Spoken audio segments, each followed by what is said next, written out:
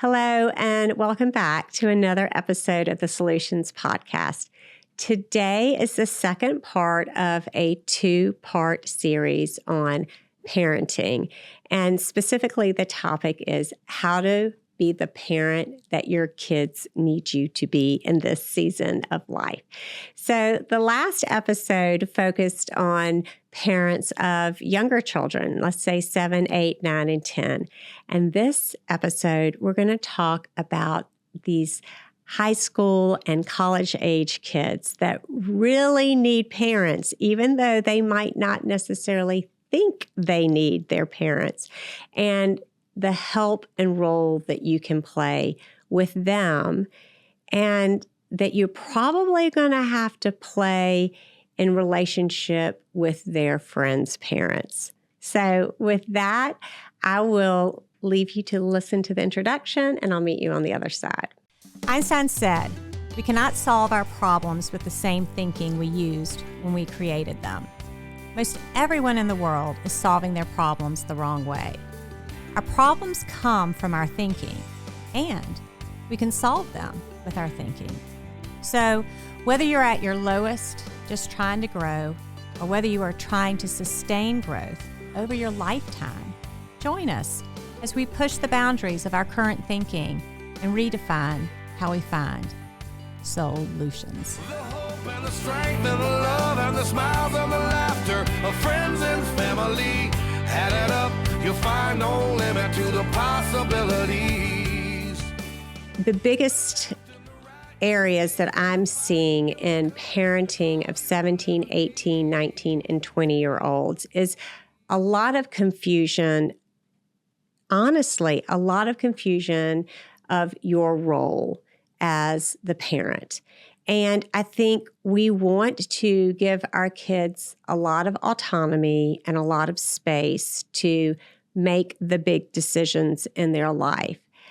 But I also want to remind you that they are not quite ready to make as many of the big decisions on their own as we are giving them the opportunity to make right now.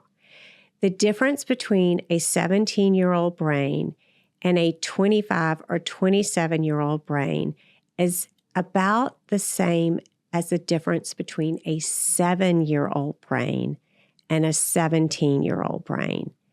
I really want that to sink in for you, because we are able to drive at the age of 17, vote at the age of 18, drink legally at the age of 21. And when our kids go to college, all of a sudden we lose all parental oversight access to their health records, their education portal. Like, there are all these things in place which are giving us, very strong signals that they are of age or adults. You have to remember that from a brain development standpoint, they are not yet. So even big choices like where do they want to go to college, and leaving absolutely all of those decisions up to them, is not necessarily something that they are capable of doing on their own. And I think we are afraid of, as parents, of stepping on our kids' toes, of hurting their feelings. And I get it. But if you are a loving and respectful parent, I want to suggest this. If you step on their toes, you're going to know how to repair the stepping on their toes. And I would rather risk stepping on their toes as a person who has a fully developed brain. And that's okay. It's okay to step on their toes. It's okay to give them parameters and boundaries. When I was growing up, my mom always told me when I was applying to colleges, she let me pick and choose, but she was quite involved in guiding me in those selections and in helping me think through things from the bigger picture that her brain had that mine didn't. And she came from a parenting background where her parents were just very specific in saying, oh, you are going to go to a small school for the first 2 years of college. And then if you want to go to a big university, you can go after those first 2 years. But you are not ready to just go from my house to a huge university that doesn't have all the scaffolding and touch points that you would have in a smaller school. Now, that was a personal family rule, but her parents did not feel bad about establishing a rule that they thought was in the best interest of their young adult kids. And it was a rule that recognized their own autonomy, but also within guardrails. So I do see this as a major struggle. I think your kids need and want you to direct them more than you are in certain cases. And of course, they're going to be, get tired of it and offended and let you know how they can do it all on their own. But back to that idea of being that we talked about in the previous episode. And if you haven't listened to it, you're going to want to go listen to it after this one. But back to that idea that we discussed about being an authoritative parent. At this age, that is just about recognizing your role as an authority figure in your life, in their lives. You are an authority figure. You are their parent. You are not their best friend. You are not your child's best friend at this age. If that comes later, fabulous. But one of the biggest mistakes I see parents make is saying, they're my best friend, or gushing over hearing your child say, oh, my mom is my best friend, or my dad is my best friend. They're your mom and your dad. Your children are your children. They need to have friends in their own peer group who are their best friends in their peer group. They need an authoritative, sturdy parent at this age, one who can, really come down with definitive boundaries on what you can do and what you can't do in certain areas. Give them lots of wiggle room. I say this all the time. I give my kids that age a long enough leash just to hang themselves with. I am not a hovering parent. I am not a helicopter parent. I give my kids a lot of room to make mistakes while I am still a safety net for them. And I do not shame my kids, and I do not put them down. I want them to know, and I've been building on this trust element since they were little, like this previous episode that I just recorded for you and that dropped before this one. The trust element that there is nothing they can do to make me not love them, to make me feel insecure about anything with regard to my reputation in the community and my status among other people. I will be there for them. Whatever they need, I want to be their first phone call. I don't want to be the parent of the kid who says, I can't tell my parents. I don't know what they'll do. Or the parent who my kid is afraid to tell me the truth of what they're doing. Now, you need to know this. Your kids are afraid to tell you the truth of what they're doing, and they are terrified of risking the relationship. And for those two reasons, they will lie to you about what they're doing and what they're into. And that lying is nothing to do with their level of respect for you. It is 100% a barometer of how safe they feel in their relationship with you. And they don't want to do anything that will risk your love for them.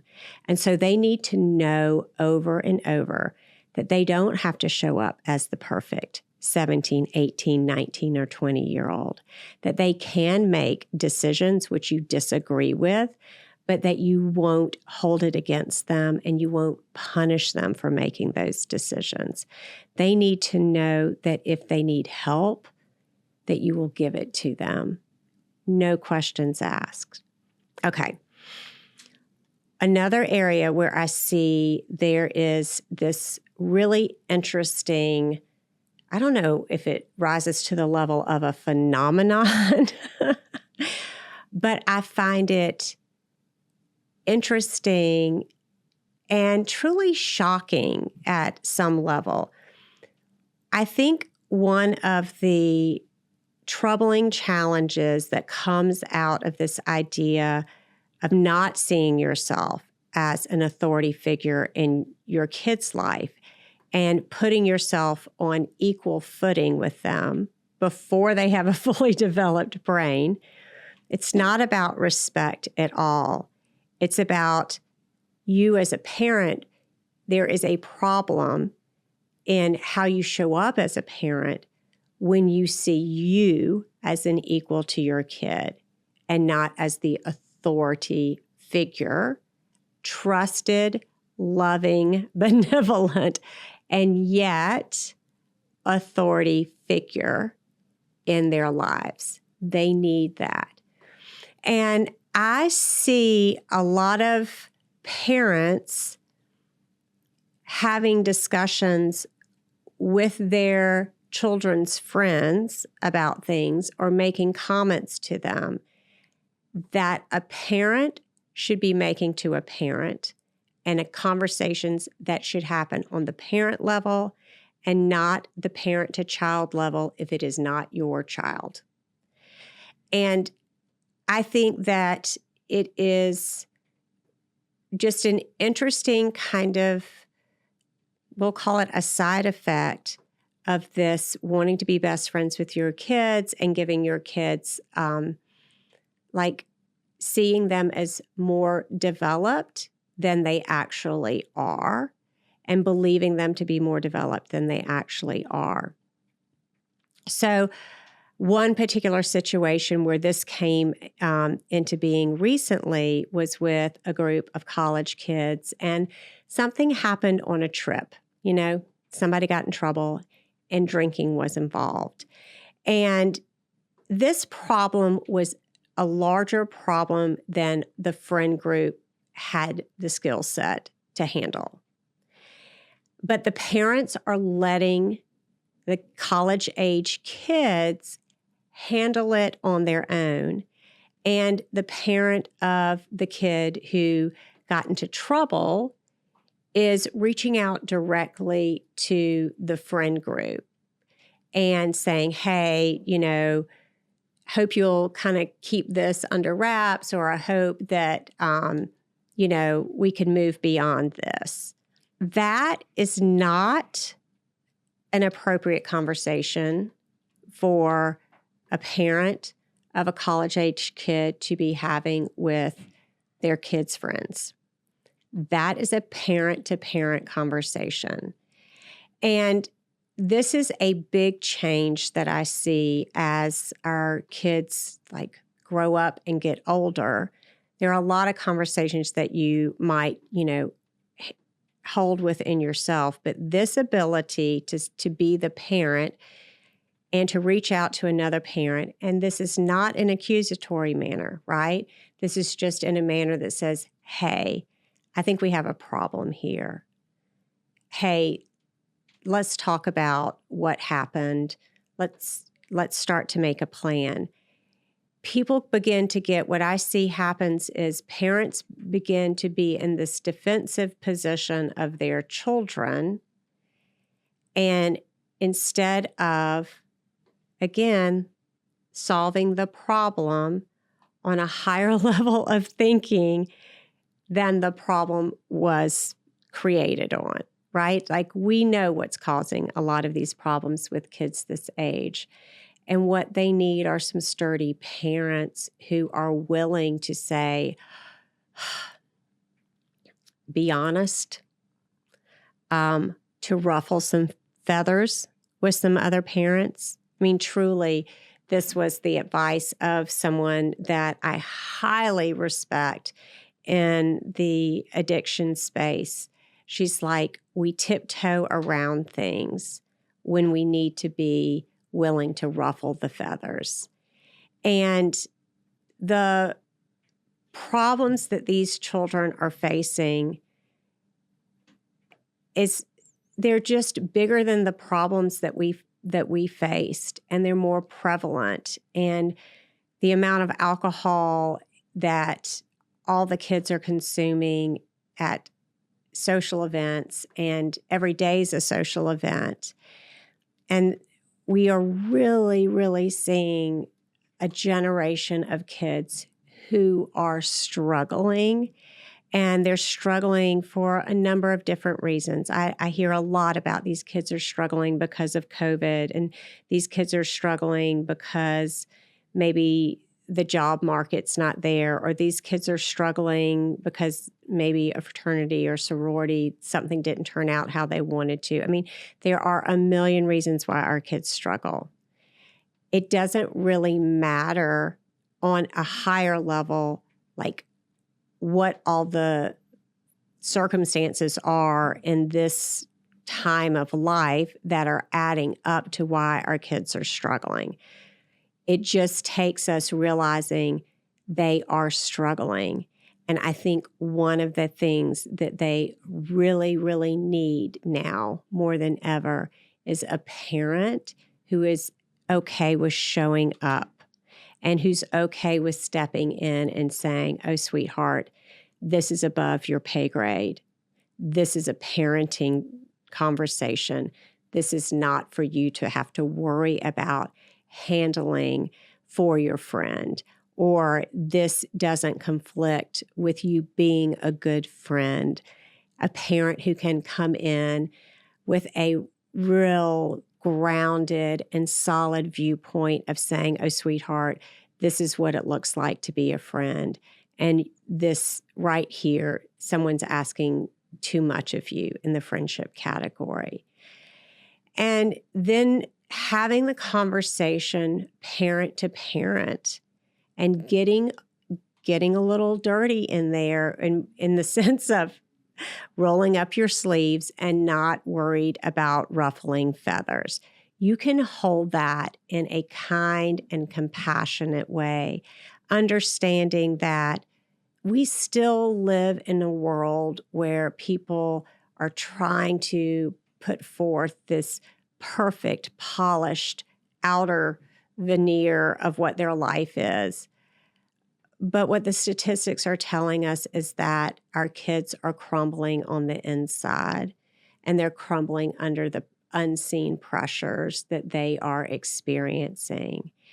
And so it's time for us to begin to step into that gap for them as their parents, to begin to help put them and connect them with the resources that they need, to do the work we need to do to eliminate our shame as parents around whatever the subject matter is, and to be brave for them.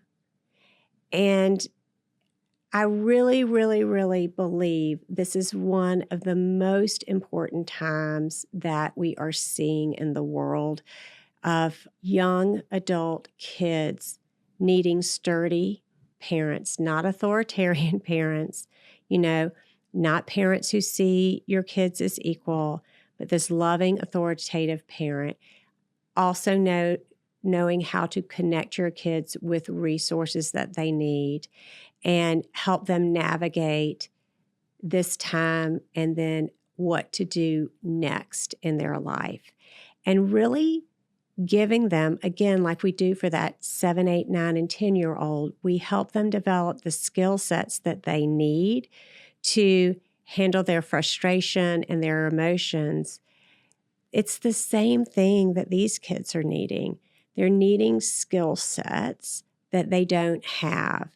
And I think kids are drinking a lot because they don't know what to do with all the emotions that they have right now about what's going on in the world or the pressure that they feel during this really kind of new, expansive time of maybe they don't know what they want to do. I remember that happened for my husband. He ended up making himself sick in college and having to come home for a year because he felt so much pressure about not knowing what he wanted to do when he gets out of college. These things are real to young people. They are having a lot of fun, but graduation comes quickly on the horizon. And as they're getting older, even if they look like they have it all together on the outside, your job as the parent is just to be aware of whether they need more help with processing things on the inside and being that parent that they will call and that they will ask, and being that parent that doesn't have a problem with saying, sweetheart, this is a parenting issue, and you're going to navigate your friend area, and I'm going to get you the support you need to help you with certain conversations. And then trust me as the parent that I'll get the support I need to have the conversations with the other parent.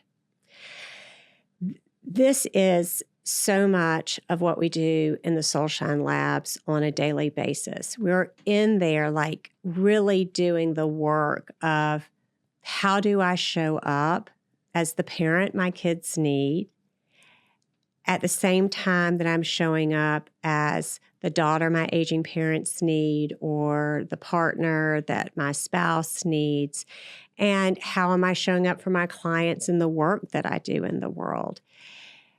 I want you to really understand the value that you bring to your family and to the world when you're willing to do this work of being an emotional leader for your group of people that's been given to you.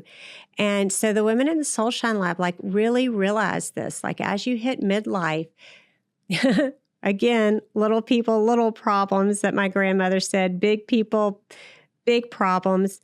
You're getting bigger as you get into midlife, and you're going to have bigger problems.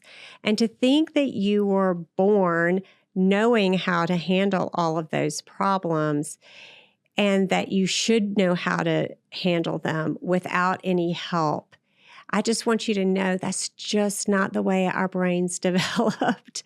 They didn't. Our brains, unlike your computer system, when we get the newest version of the operating system for our brain, it was built on top of the older systems. And the older systems are always going to kick in before the newer systems, which means that the lowest level of thinking is going to kick in before your highest level of thinking.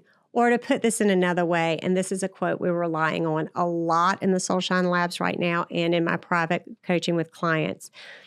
People do not rise to the occasion. They fall to the level of the skill sets they have to face the occasions that come their way. Think about it. This is why the Navy SEALs are always training and to be calm in the midst of war, so that they will fall down to the highest level of skill set they have. And the world is changing so quickly with technology, and there's so much unknowns right now.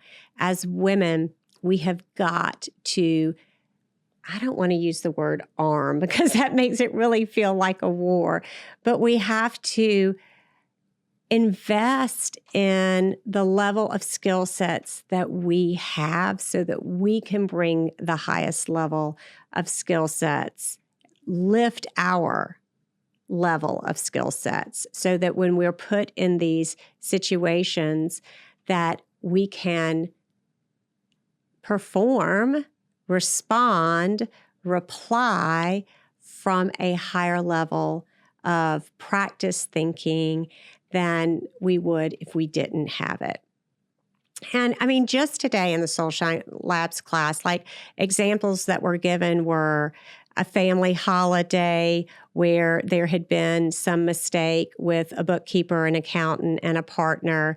And, while there was an air conditioning unit that went out and aging parents who needed carpool rides and getting sheets and menus and all that stuff together, there was this huge tax issue that came up that also had to be navigated. That's just a long weekend that you were supposed to be relaxing with your family.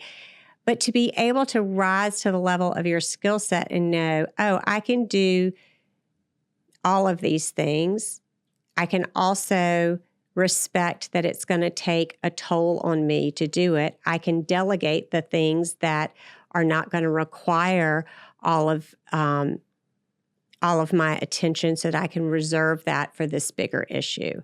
Another issue that came up today was, someone with a child's marriage and, divorced parents having to handle and talk to each other during marriages of your kids. Like, I cannot tell you how many people I know are struggling with this right now. Somebody has to have the higher level of skill set. It may not be your ex who has it. You can't depend on that. What you can depend upon is you, if you've given yourself this opportunity to learn these new skills and practice them, that you will show up as the person that you want to show up as and will allow you to be the parent your kid needs right now. Thank you again for tuning in and listening to the Soul-u-tions podcast. I really hope that you are getting a lot of real life solutions. And by that, you know what we mean. We mean like solutions that we are able to put together from a higher level of thinking and loving than we would have if we were just stayed on the same level of thinking that the problems are created on. And make sure that you share this with a friend. If you have a friend who also has college kids, please send this to them. Send this to, all your kids' roommates' moms.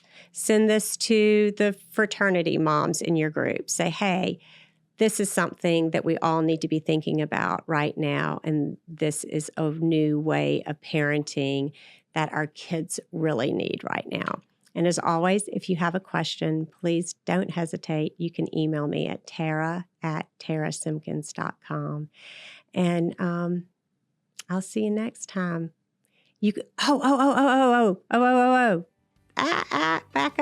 Back up. Truly, if you're emailing me, you've got my email, you should send me your topics that you want me to talk about on here, because I really do want this to be like very, very rich, meaningful, helpful, useful solutions for you. Okay, until next time. Thanks.